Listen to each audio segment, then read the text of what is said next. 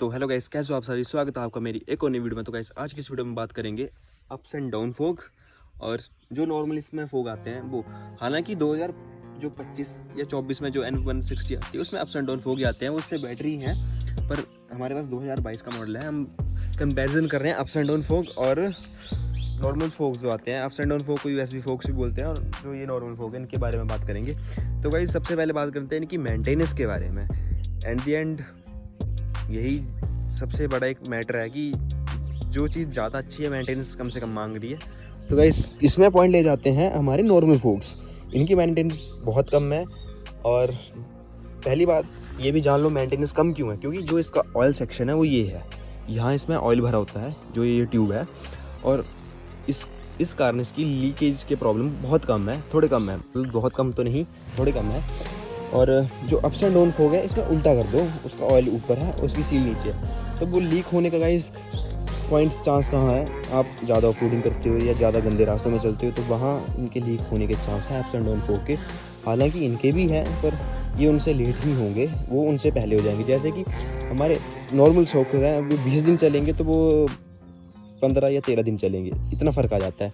तो ये है सबसे पहला पॉइंट इनका मेंटेनेंस का। गाइस अब दूसरे पॉइंट के बारे में बात करें जो है राइडिंग कंफर्टेबल। राइडिंग में कौन से कंफर्टेबल है, तो गाइस राइडिंग में दोनों ही कंफर्टेबल हैं, पर ज़्यादा बात करें तो ज़्यादा comfortable ups and down fog. अब राइडिंग में guys ups and down fog क्यों ज़्यादा कंफर्टेबल है, तो उसका गाइस इतने से भाग में जो ट्यूब होती है स्मॉल ट्यूब, ये इसको कह लो बिग ट्यूब, इसको कह लो स्मॉल ट्यूब, तो इतने से पार्ट में ही होती है टायर से बिल्कुल कनेक्ट।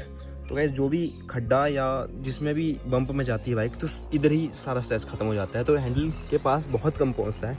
और हालांकि इसमें थोड़ा चेंज है नॉर्मल फोक्स में। नॉर्मल फोक्स आपका जो भी रोड पे डैमेज चढ़ेगा बाइक के ऊपर तो यहाँ जाके ख़त्म होगा, पर हैंडल पे थोड़ा ज़्यादा आता है। तो USB फोक्स ज़्यादा कंफर्टेबल है हाई स्पीड्स के ऊपर, जितने की नॉर्मल फोक्स नहीं है।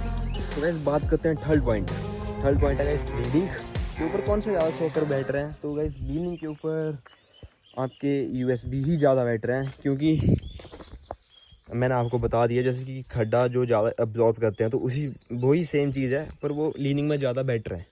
और ये भी बेटर हैं पर उनसे कम है, उनसे पीछे हैं ये। तो एक ये भी पॉइंट है।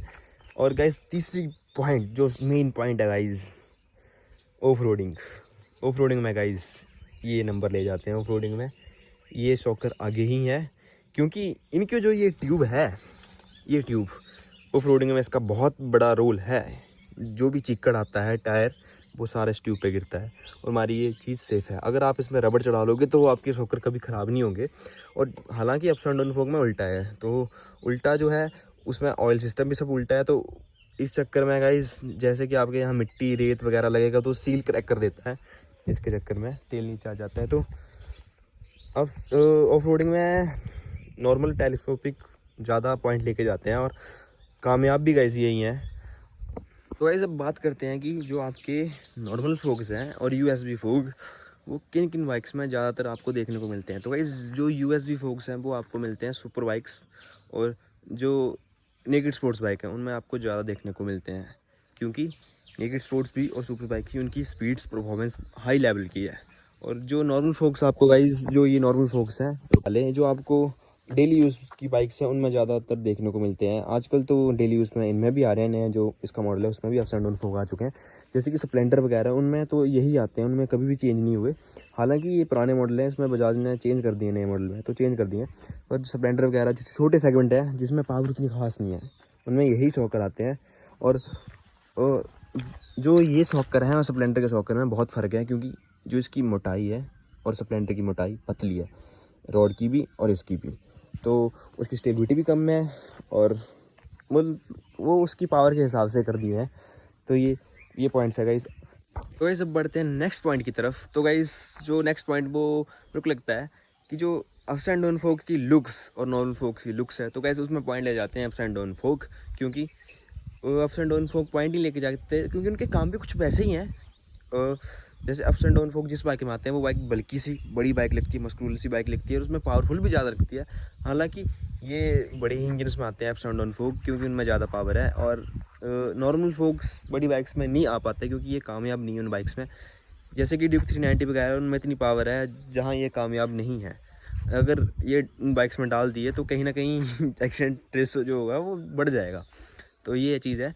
और अप्स एंड डाउन फोक की गाइस एक जो मेरे को ड्रॉबैक लगता है, मेन ड्रॉबैक जो है, आप उससे ऑफ रोडिंग में अच्छा नहीं कर पाओगे। कहीं चला लेते हैं सेफ्टी वगैरह लगा के, अगर आप सेफ्टी नहीं लगाओगे तो जो उसके उनको क्या बोलते हैं, शॉकर सॉक्स, वो नहीं लगाओगे तो आपके शॉकर्स जल्दी चले जाएंगे, आपकी मेंटेनेंस कम होगी, तो उस चक्कर में आपके शॉकर जल्दी चले जाएंगे। अगर आप शॉकर सॉक्स नहीं भी लगाते और आपकी मेंटेनेंस प्रॉपर है, प्रॉपर बाइक क्लीन रहती है, तो नहीं जाएंगे, वो अच्छी लाइफ निकाल के दे देंगे। जा ये भी सकते हैं, जा वो भी सकते हैं, मेन पॉइंट है आपकी मेंटेनेंस। ये भी बहुत अच्छे हैं, पर ये है कि ये हाई एंड जो हाई सीसी बाइक्स हैं उनमें नहीं आ पाते, नॉर्मल बाइक्स में आते हैं। ये भी बहुत अच्छे फोक है अपनी जगह गाइस, इनके भी बहुत अच्छे कहने काम कर्म है, और अप्स एंड डाउन फोक के भी कहने काम कर्म बहुत अच्छे हैं।